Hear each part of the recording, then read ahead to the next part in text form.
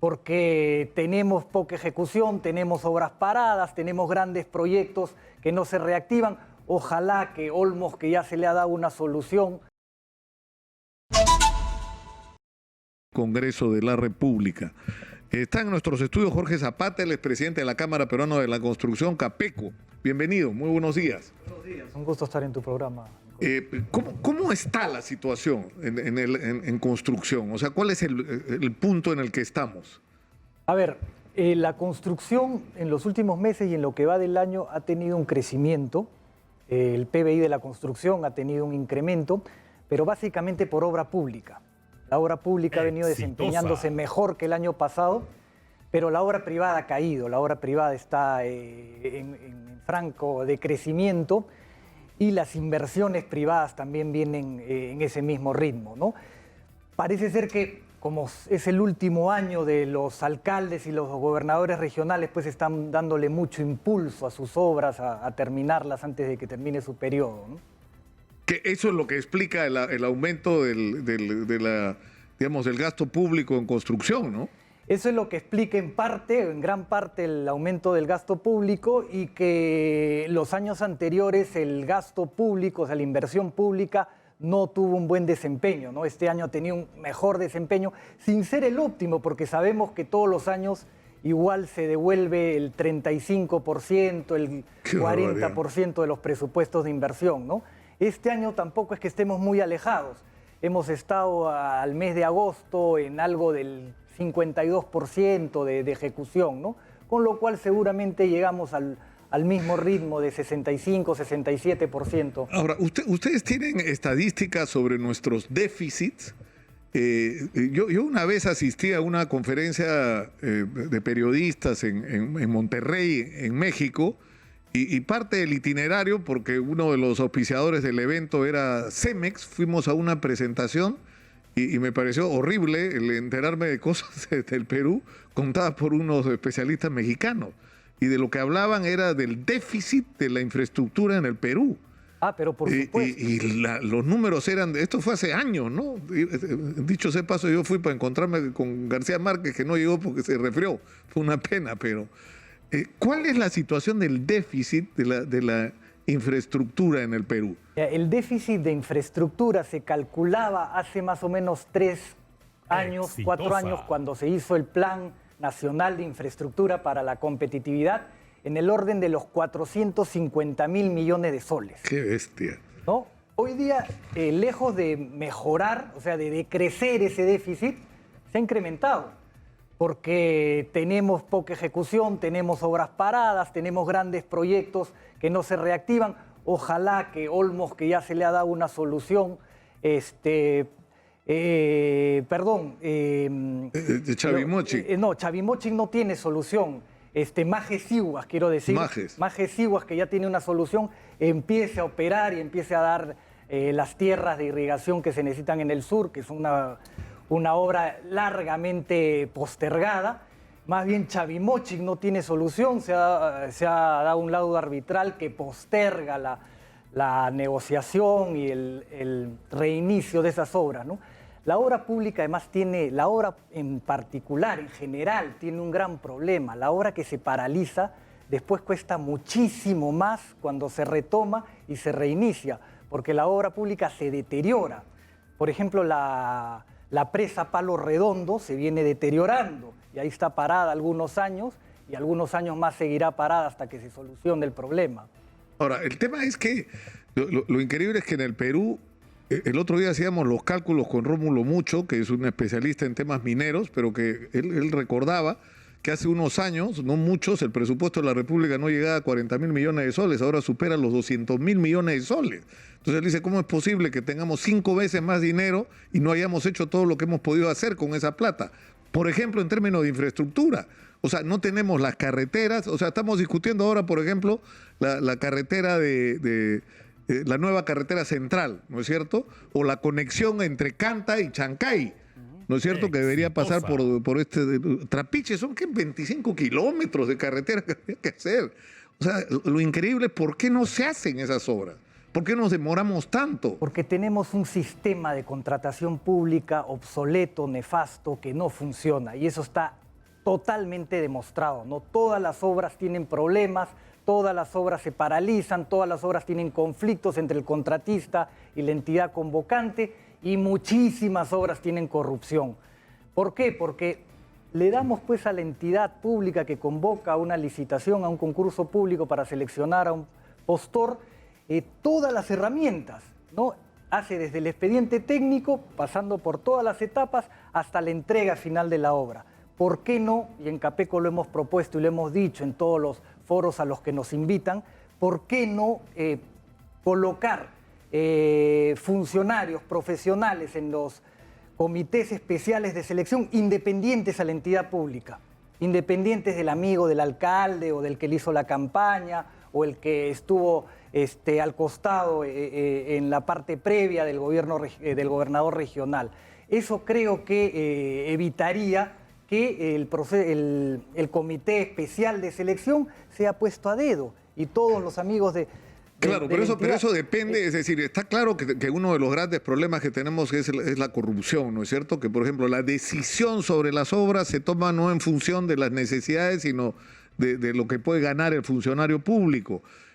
Muchas campañas son auspiciadas, no todas, no son auspiciadas por quienes pretenden luego ser beneficiarios con las obras que le va a otorgar la autoridad electa. Y el Club de la Construcción ha sido una muestra dramática realmente de cómo sectores de la empresa privada han estado involucrados gravemente en corrupción, pero depende también de la actitud de los empresarios, de que se corte este tema de la corrupción de alguna manera, ¿no? Pero por supuesto, estamos totalmente de acuerdo. Nosotros en Capeco no tenemos ya empresas que han estado vinculadas con ese tipo de prácticas. Y por supuesto que tenemos en los estatutos y en el compliance y en el ISO 37000 una práctica que exigimos a todos los empresarios que estamos en la Cámara, ¿no? Eso que hemos señalado efectivamente es una práctica que cada vez se ha hecho más común, se ha extendido, ¿no? Pero es una parte del problema. El otro problema es los expedientes técnicos, que se hacen muy mal. Se invierte muy poco en los expedientes técnicos. A veces se invierte 0.7, 0.8% del valor de la obra en un expediente técnico que, como se ha visto a nivel internacional, debe costar un 3, 3,5, 4% del valor de la obra. Entonces llega el contratista y encuentra un expediente técnico que no ha considerado una serie de temas que debían resolverse antes de ejecutar la obra y vienen los famosos adicionales, ¿no? Algunos dicen que esos expedientes técnicos se hacen mal adrede, para que probablemente después se encuentren esos adicionales, ¿no? Claro, que hay una licitación por 100 y se presenta uno que ofrece 98, pero ya sabe y gana, ¿no es cierto? Pero resulta que después empiezan las adendas y de 98 pasa a 110, de 110 pasa a 140 y termina en 200. O sea, la obra termina costando el doble de lo que se habría proyectado. Ahora, pero ¿cuál es la salida a esta situación? Porque tenemos que encontrar alguna fórmula. O sea, por ejemplo, alguna gente hablaba, el propio Pedro Franca, en un momento cuando estaba en el Ministerio de Economía, decía que había que promover las obras por impuestos, porque se había acreditado que cuando tú hacías una obra por impuestos, por ejemplo, a cargo de una minera, se proyectaba un hospital, demoraba 2 años, costaba 200 millones, se acababa en 2 años y costaba 200 millones. Pero si se le encargas al gobierno regional, la obra ya va durando 8 años, todavía no la acaban y ya está costando 400 o 450 millones. Claro, porque por las adendas que le metieron a la obra, ¿no? Exacto, porque esas obras por impuestos son una especie de proyectos llave en mano, ¿no? El ejecutor de la obra hace su propio expediente técnico, todos sus estudios, todos los planos, todas las especificaciones técnicas y él mismo lo ejecuta. Entonces tiene que preocuparse de que el expediente técnico esté bien hecho y efectivamente ocurre que no se incrementan los presupuestos. La propia entidad privada los maneja, ¿no? Hay que promover obras por impuestos, estamos totalmente de acuerdo, pero ¿qué pasa con obras por impuestos?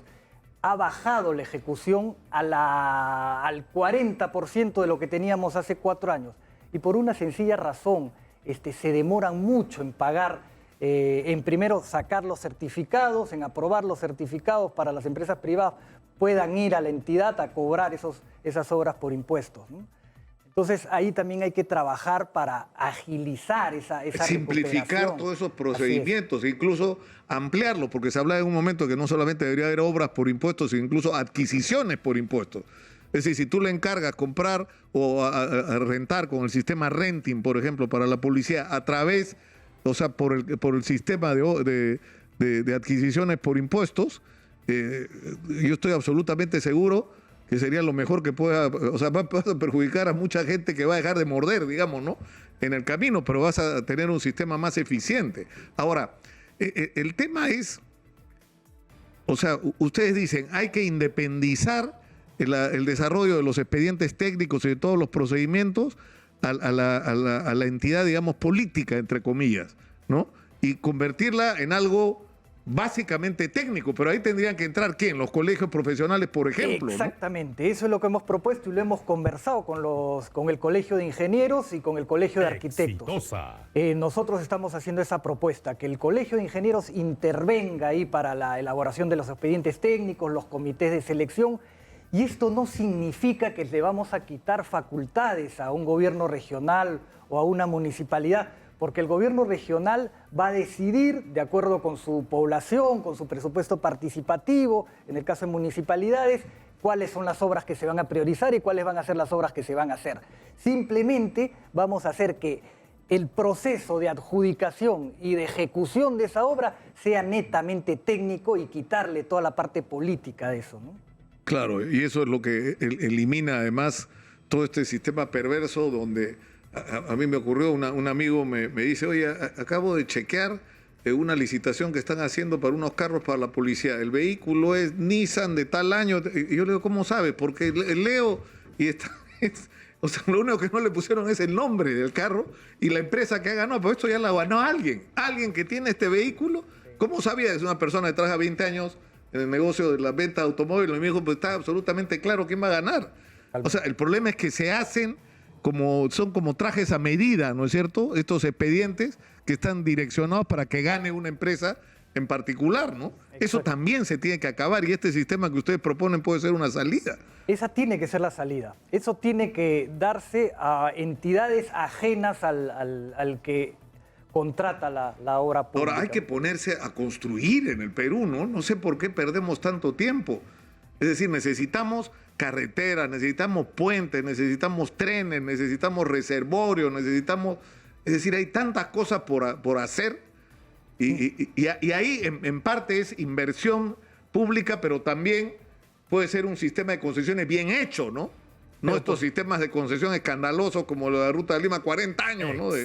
Pero por supuesto, las APPs y las concesiones funcionan, pero también hay que hacer lo mismo, hay que hacer... participar a la sociedad civil organizada a través de los colegios profesionales, las universidades, ¿por qué no pueden participar también? Que tienen excelentes profesionales en ramas de ingeniería, de arquitectura, ¿no? Lo que tú dices es totalmente cierto, el Perú necesita construir mucho. Mira, algunos ejemplos, la Panamericana Sur, en el año 85, en el gobierno de Belaúnde se quedó en Cerro Azul, kilómetro 140 más o menos, ¿no? La doble vía, la autopista. ¿Cuánto nos hemos demorado del 85 a la fecha? 40 años para llegar a Ica. Increíble. 40 años de 140 al kilómetro 300, ¿no? 40 años para hacer 160 kilómetros. Lo mismo ocurre con la Ramiro Prialé. Belaúnde también la dejó en Huachipa y de Huachipa a Chosica todavía no se termina, 40 años después. Entonces esas cosas son realmente increíbles y por eso es que tenemos el déficit de infraestructura gigantesco que tenemos, ¿no? Algunos profesionales mayores, ya algunos ingenieros con larga experiencia, dicen, y no le falta razón, que en la época del RULCOP, el Reglamento Único de Licitaciones para Construcción de Obra Pública, las cosas funcionaban bastante mejor, ¿no? Probablemente habrían algunos casos de corrupción, pero las obras por lo menos se ejecutaban, se terminaban y los presupuestos eran los con los que se iniciaba la... Claro, ahora el tema es que, no sé, yo creo que la regla tiene que ser, si tú haces una obra, tienes que hacerla al precio que se contrata, en el plazo que se contrata, con la calidad de material que se contrata. Si quieres pagar una comisión ilegal, la vas a tener que sacar de tu utilidad. Pero un momentito, te vas a correr el riesgo. Si yo te chapo, vas a ir preso y nunca más vas a contratar por el Estado. Eso, a ver si las cosas no se manejan de esa manera mejor. No sé. Pero yo creo que hay que ponerse imaginativos con este tema, ¿no? Por supuesto, pero además, ¿qué está pasando? Esto ha sido tan corrompido y tan parchado todo el sistema de contratación pública, porque claro, llegaba un funcionario y decía, mira, acá hay corrupción, entonces vamos a poner limitantes acá, y pedían más requisitos, que al final lo que hacen es direccionar, ¿no? Por ejemplo, las famosas líneas de crédito que se estaban pidiendo los últimos 3, 4 años. ¿Quiénes eran los únicos que podían tener líneas de crédito? Los chinos, porque una línea de crédito por el 40, 50% del valor de la obra a una empresa constructora peruana no se la dan. No es necesario tampoco porque la obra está financiada por el Estado. Tenemos lamentablemente, Jorge, que terminar por hoy, pero yo creo que esto es una discusión y una conversación que tenemos que continuar, ¿no? Porque yo creo que por ahí va una de las soluciones para la reactivación de la economía peruana. Tenemos que despedirnos, yo los dejo con Karina Noboa, conmigo será hasta mañana. Muy buenos días.